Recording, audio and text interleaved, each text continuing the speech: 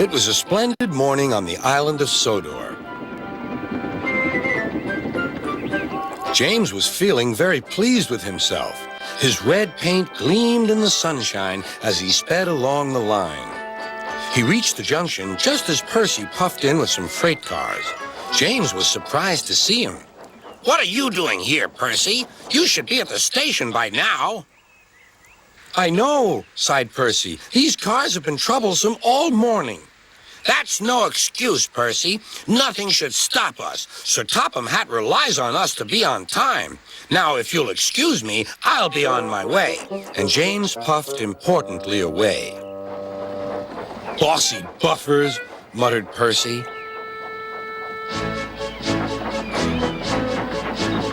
James arrived at the harbor. It was market day. The harbor yard was filled with the sweet smell of fruit from faraway lands. The fruit was delivered in big ships. James watched as strawberries, oranges, melons, and bananas were carefully loaded onto his cars. Then he set off for the station on the main line.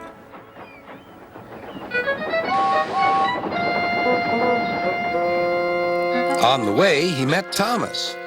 Really reliable. That's me, panted James. Pity the same can't be said for Percy. Goodbye. What was all that about? Gasped Annie and Clarabelle. That was trouble. Trouble for James. Just wait and see. Percy was back in the yard and busy shunting. He had the cars in good order and was making up for lost time. But the station master had bad news. What's happened? Asked Percy's driver. James's brakes have jammed. We need Percy's help right away. Percy quickly set off to the rescue.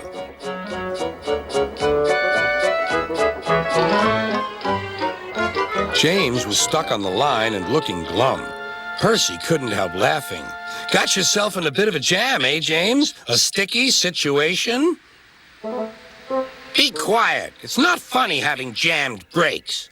And not very reliable either. I'm surprised you let it happen, James. Nothing should stop us engines.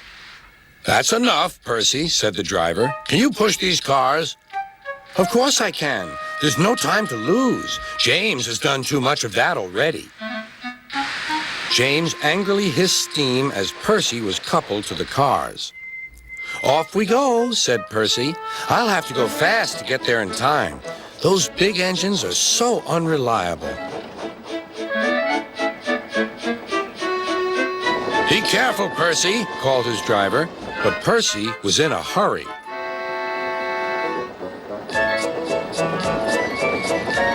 He didn't see that the switch had failed and that he had been diverted into a siding. Look out, Percy, shouted his driver and applied the brakes, but it was too late.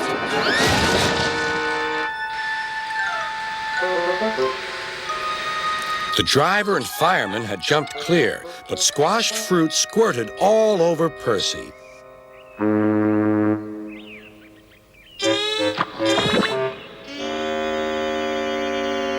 Sir Topham Hatt arrived. Percy, you are not to blame for the switch failure, but I do not run a jam factory. Yes, sir. No, sir. And Percy squelched sadly away. That night, the shed was silent. James and Percy felt very sorry for themselves. At last, Thomas spoke. You know, he said to no engine in particular, there's more than one way to get jammed. We all learned that today. Still, there was silence. What's more, we also learned that sometimes when engines help each other out of a jam, things can still go wrong.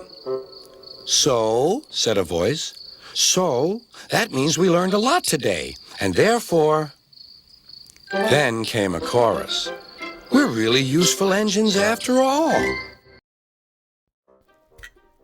Okay, Percy, James, in a fetusy day, crash scene part. If this thing will fucking stand. How on earth did it stand before but not here? Hold on, let me find something. Oh, I have the perfect idea. A brake van. Fuck that brake van. I fucking hate this thing. caboose, whatever the fuck you wanna call it. Bitch! You know, bro, let's just use Strode Ball. Bitch. Okay, you know what? Where's Thomas? There he is. Anything to at least help prop it. Yeah, the frame's gonna be zoomed in anyway, so really what is the entire point? Alright. Now let's back up. Good thing that my phone won't fall. My only issue is getting Percy to go over the switch. We have a frame. Let's go.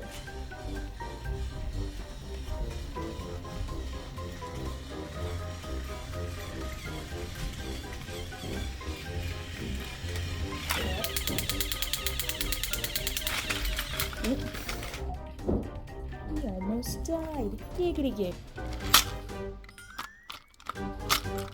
Why don't you break? God, I hate filming. Stupid trucks. Chaos is a part of me. And I will crash into these trucks because I'm making a remake right now. Alright, here we go. If my hand wasn't in the way, that would have been perfect. Like my 90th attempt. I have to flip this guy around. Alright. You know, I prefer something with style, which I know I'm getting this right, but alright, hopefully.